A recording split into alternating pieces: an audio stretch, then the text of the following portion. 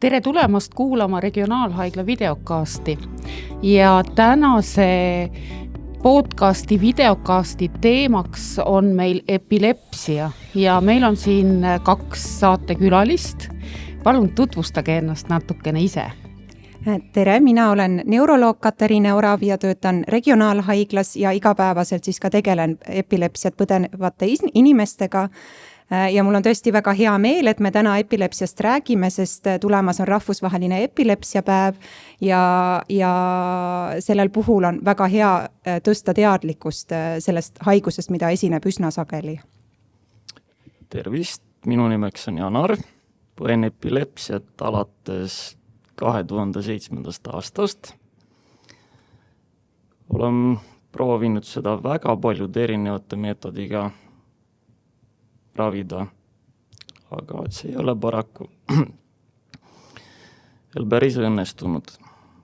Ja ega nii on. Loodame, et me saame sellest jagu. Räägime natuke lahti kõigepealt, et mis haigusega on tegemist? Et epilepsia on tegelikult üks väga ajalooline haigus või üks kõige kauem teada olevaid haiguseid üldse maailmas, et esimesed kirjeldused pärinevad juba 4000 aastat tagasi. On olemas Mesopotaamia tahvlid, kus epileptilisi hoogusid kirjeldati. Kahjuks võttis päris palju aega, et lõpuks saadi aru, et need epileptilised hood kuidagi ajuga seotud on. Ja epilepsia tähendabki seda, et inimesel on soodumus korduvateks epileptilisteks hoogudeks. Nüüd, mis asi see epileptiline hoog on küllaltki levinud, siis vale arusaam, et epileptilised hood alati kulgevad selliselt, et inimene kukub maha, kaotab teadvuse ja tekivad tõmblused. Et seda tüüpi hoogusid on ka kindlasti olemas, neid nimetatakse generaliseerunud hoogudeks, aga tegelikult ei ole nad kõige sagedasemad hood. Seda teatakse nagu kõige rohkem. Seda teatakse kõige rohkem ja väga sageli küsitakse, et aga mul ju selliseid hoogusid ei ole, et kas see siis tõesti on epilepsia.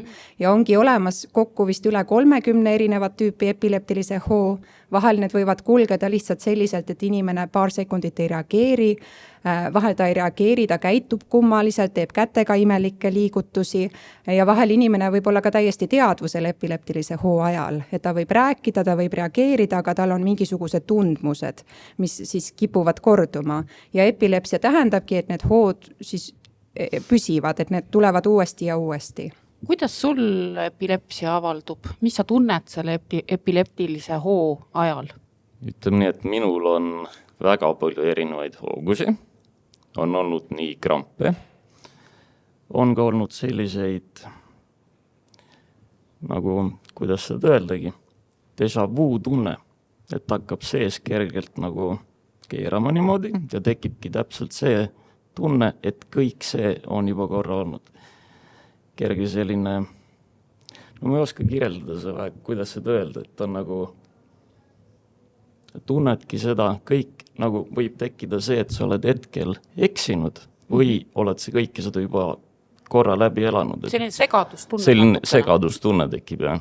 Täpselt nii, et võiks see praegu tulla, on ka süükene, hakkab kergelt nagu pea võib-olla ringi käima ja siis ongi niimoodi, ma juba tean ette, mida Katariina nüüd ütleb.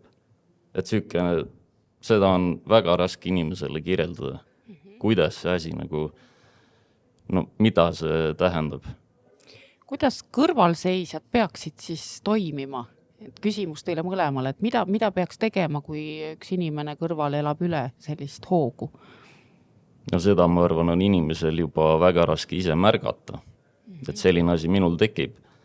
Et see ongi lihtsalt sellel hetkel ma võin käituda täiesti normaalselt ja kõrval olija lihtsalt ei saagi, ta ei märka seda.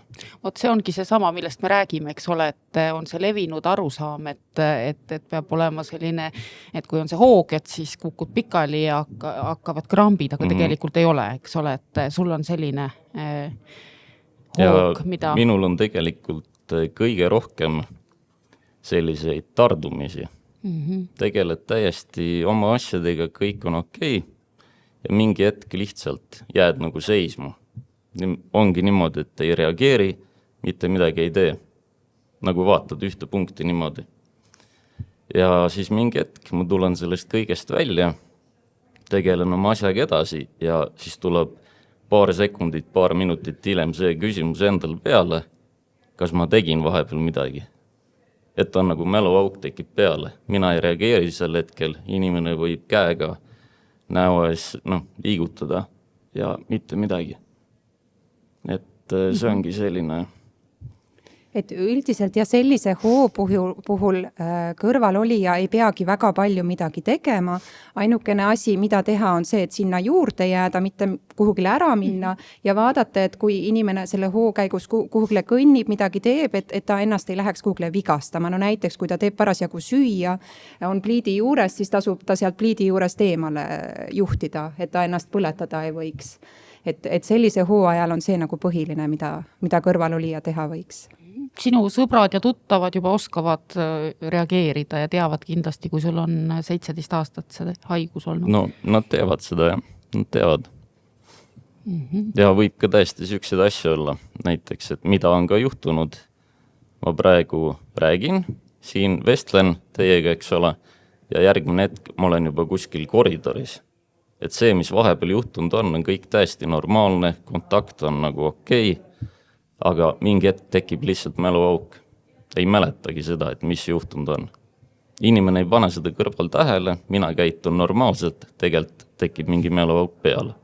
Et see on, neid hoogusid on nii palju erinevaid.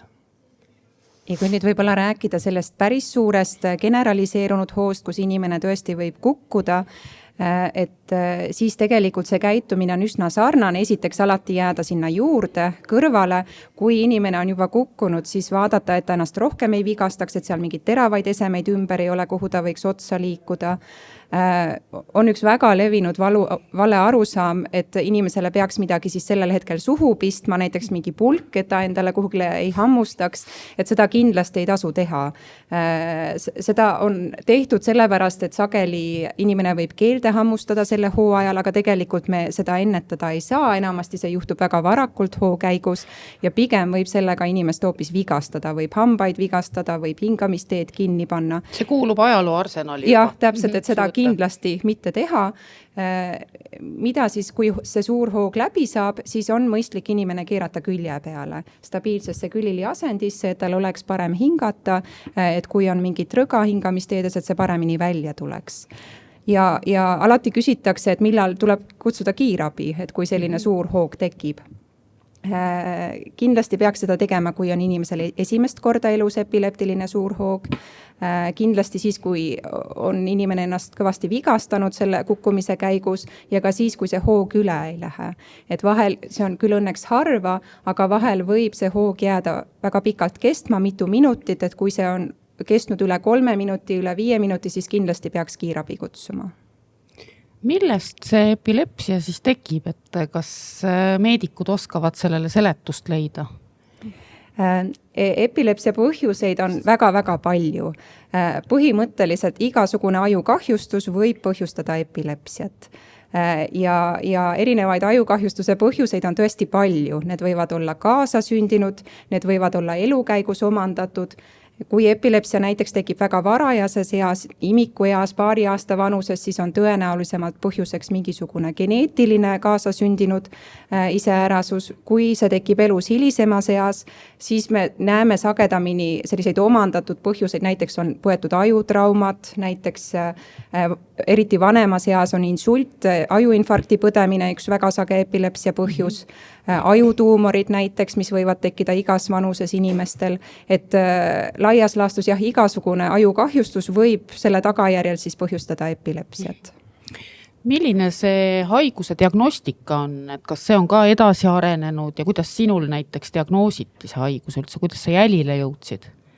No minul see kogu asi tegelikult juhtus niimoodi, et nooruspõlves siis nii-öelda, kui nii võib öelda, käisin ma väga palju trennis. Ja siis oligi niimoodi, et trenn läbi sai, ma jõudsin ükskord koju, kutsuti söögilauda, ma ütlesin, et ei, ma ei tule, et ma viin oma trenni asjad üles oma tuppa ära ja siis oligi niimoodi. Järgmine hetk ma seal kokku kukkusin, oli see nii-öelda kõige suurem hoog ja nii see pihta hakkaski, et kutsuti kiirabi kohale ja olid muidugi väga paljud need erinevad uuringud ja siis avastatigi. tekkis täiesti nagu mitte mingi koha pealt. Täitsa kogemata nagu. Ja nüüd on saatnud sind need aastad.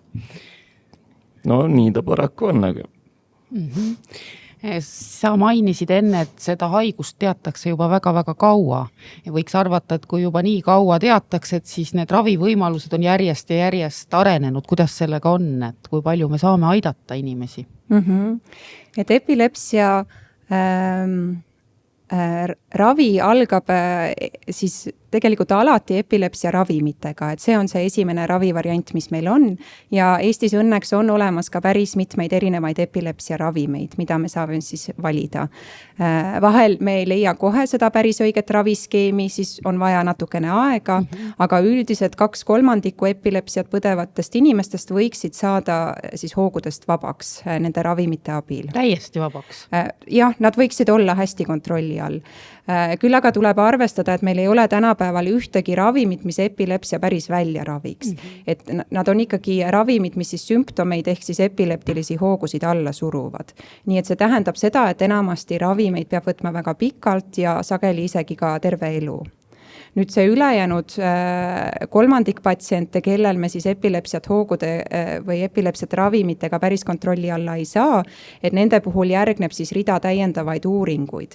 Et kui sellised esmaria uuringud epilepsia puhul on peaju MRT ehk magnetresonantstomograafiline uuring, kus me üritame leida mingeid muutusi, mis seda epilepsiat võivad seletada ja siis lühiajaline EEG ehk siis elektroensefalograafia, kus me ajulaineid registreerime.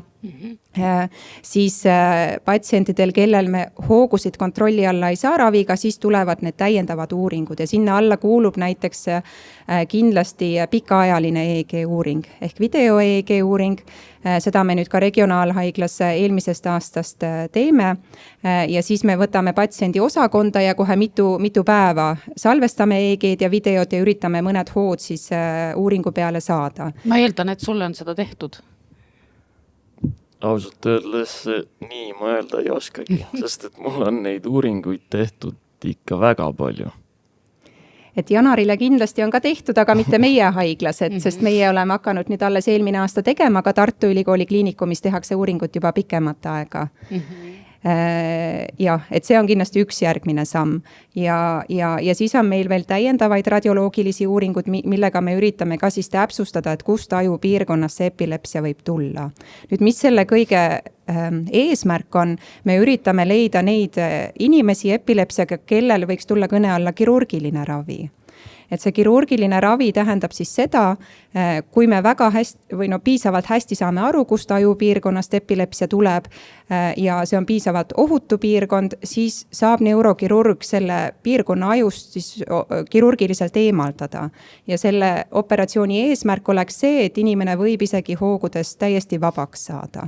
Aga sellele eelneb tõesti üks väga pikk diagnostiline protsess ja vajadusel me isegi välisekspertidega eelnevalt konsulteerime.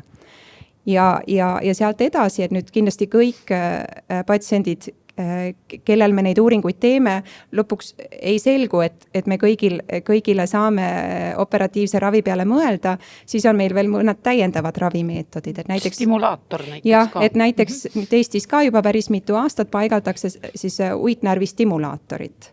Et see on selline suhteliselt väike kirurgiline protseduur. Patarei on sarnane nagu südamestimulaatoril, pannakse ta rintkerele naha alla, aga tema siis stimuleerib hoopis närvi, mis on siin kaela peal.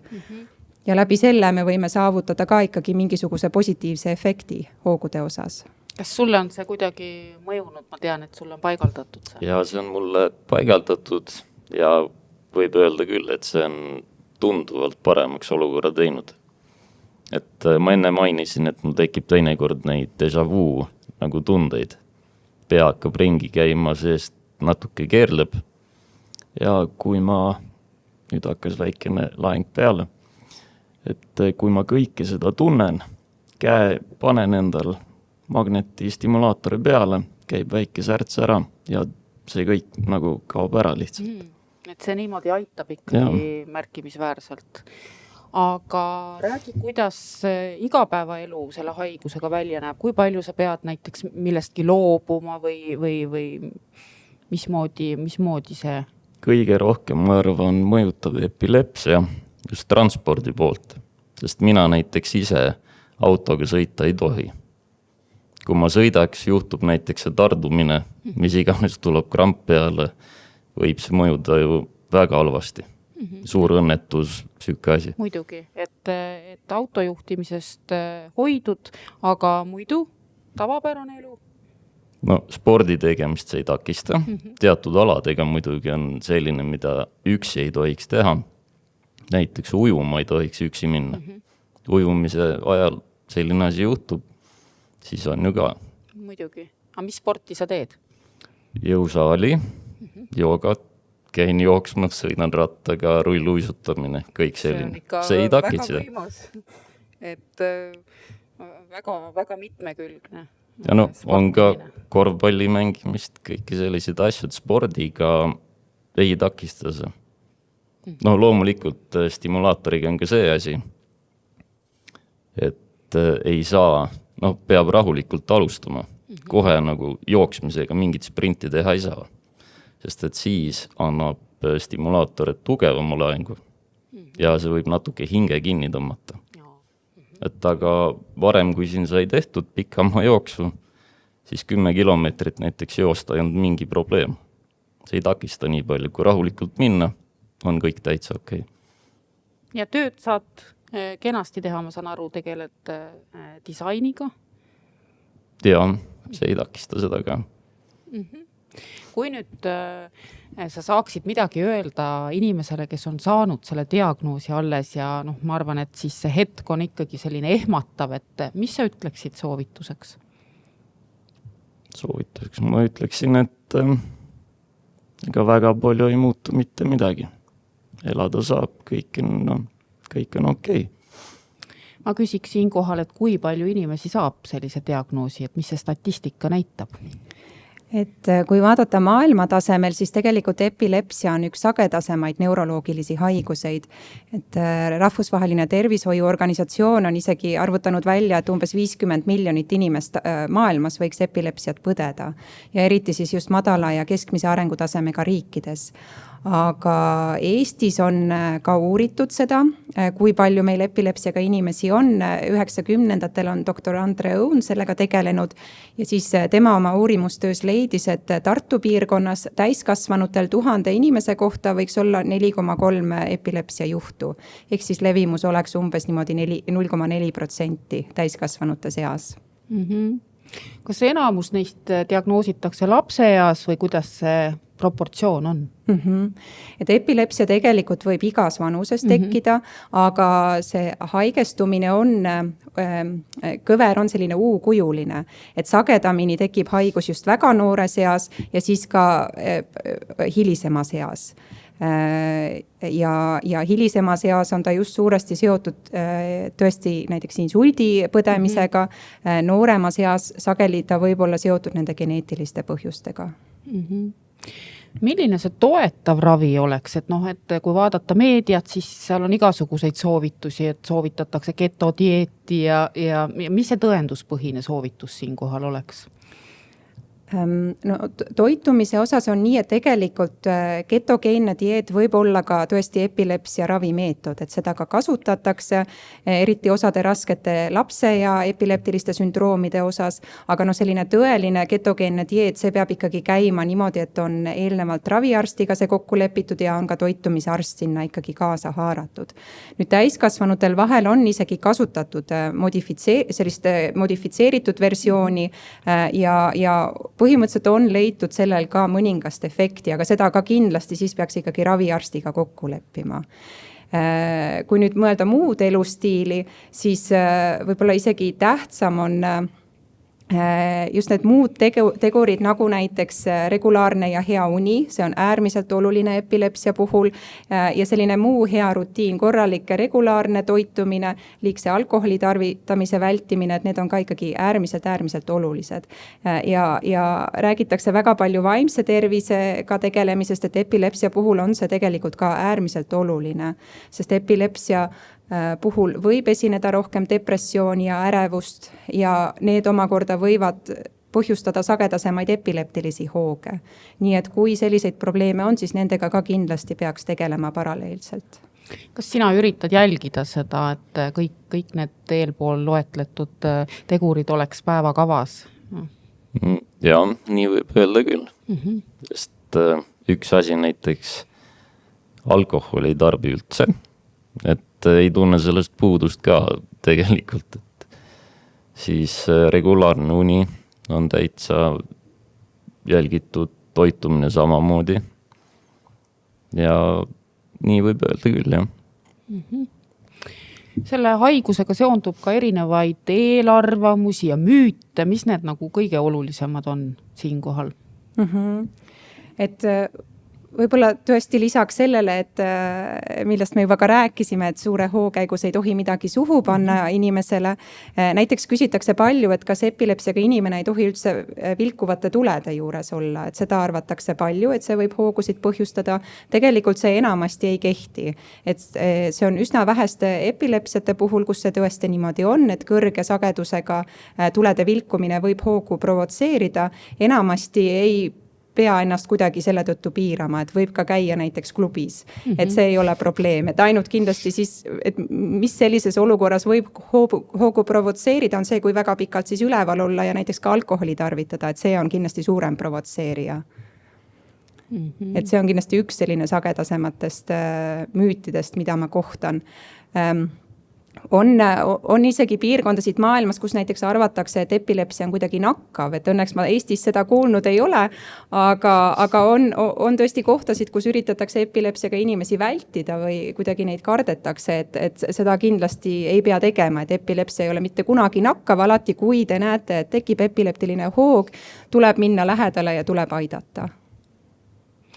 Jah, ja see sõna langetõbi on ka vist vananenud, eks ole, et seda enam ei kasutata või kuidas sellesse suhtuda? Üldiselt tõesti mitte, sellepärast, et see nimi ka kuidagi väidab, et kõik kukuvad selle epileptilise hoo ajal, et tegelikult see tõesti niimoodi ei ole. Et neid on väga erinevaid ja nii nagu me täna kuulsime ka, et tegelikult ega ei pruugigi üldse aru saada. No üks müüt tegelikult, mis võib-olla veel epilepsiaga on see, et kui inimene kukub, tekib tal see kramp, siis et hoidke kinni nagu, et selline mingi pulk suhu ja siis hoidke kogu jõust kinni, et ta ei teeks seda, et see on tegelikult väga vale. Sellist asja teha ei tohiks. Täpselt nii, et sellises olukorras tõesti vaadata, et ümberringi kõik asjad on eemal, aga seda hoogu ei ole võimalik kuidagi peatada niimoodi, et inimest kinni hoida. Et seda ei ole võimalik takistada ja pigem on siis võimalus, et saab inimest isegi rohkem vigastada. Näiteks võib mõne liigese välja tõmmata, õlaliiges on üks selline piirkond, et mida võib vigastada. Et seda jah kindlasti mitte teha. Vanasti on meil visatud näiteks vett peale inimestele, kui on hoog, et no sellest kõigest ei ole mitte mingit kasu. Mida te mõlemad veel tahaksite lisada, rõhutada, mida olulist jäi veel ütlemata? Üks asi on küll, on see, et töövestlusel üldse seda ei ole mõtet rääkida. Sest et sellest, kuna inimesed ei tea sellest haigusest väga midagi ja peaks ütlema, et on epilepsia, inimesed lihtsalt hakkavad sind kartma ja siis ongi see, et leitakse mingisugune põhjus, et kas on keegi parem kandidaat kuskilt võtta või ei olegi äkki uut töötajat vaja. Ka tänane saade tõestab seda, et tegelikult see on ka üks nendest müütidest ja vale arusaamadest. On küll, jah. No, mina võiks tegelikult tööandjaid ette lugeda küll, kes seda teinud on, aga ma ei hakka seda tegema. Et seda on täitsa olnud. Jah, et kahjuks epilepsia on tõesti siiamaani, kuigi ta on väga vana haigus, ta on ikkagi küllaltki stigmatiseeritud haigus, et on väga, väga palju hirmu selle diagnoosi ees, teadmatust tema ees ja tõesti võib olla olukordi, kus tööandja ei ole nõus inimest tööle võtma, kui see epilepsia diagnoos käib läbi. Nii et ma tean, et väga, väga paljud inimesed tõesti ei räägigi oma epilepsiast ja neil ei ole muidugi kohustus seda teha, aga kui siis töökohal see epileptiline hoog tuleb, siis on muidugi väga, väga ootamatu see kõik. et ma ikka loodan, et ühiskonnas see teadlikkus epilepsiast tasapisi tõuseb ja saadakse aru, et tegelikult väga paljud inimesed elavad väga hästi ja normaalset elu vaatamata sellele diagnoosile. Jah, ja seda enam mina väga tahan tänada, et sa oled täna tulnud siia ja rääkinud ja seda teadlikkust ikkagi tõstnud sellega. Jah, seda kindlasti. Et see on väga oluline. Midagi olulist veel, mida peaks teadma epilepsia kohta? Võib-olla üks asi, millele ma juhin veel tähelepanu, on tõesti need patsiendid, kellel epilepsia ei ole hästi kontrolli all, ehk siis nad on juba proovinud mitmeid ravimeid, siis kindlasti järgmine samm oleks ikkagi see, et nad peaksid täiendavale uurimisele jõudma. Seda on meil siis võimalik täiskasvanutel Tartu Ülikooli kliinikumis või siis Tallinnas Põhja-Eesti regionaalhaiglas teha, et kindlasti siis sõltumata sellest, kus nad Eestis elavad, et nad võiksid ikkagi meie juurde jõuda ja et me saaksime üle vaadata, missugune nende ravi on ja võib-olla ikkagi seda ravi ka kuidagi parandada. Suur tänu teile tulemast meile tänasesse saatesse. Te kuulasite ja vaatasite Regionaalhaigla videokasti.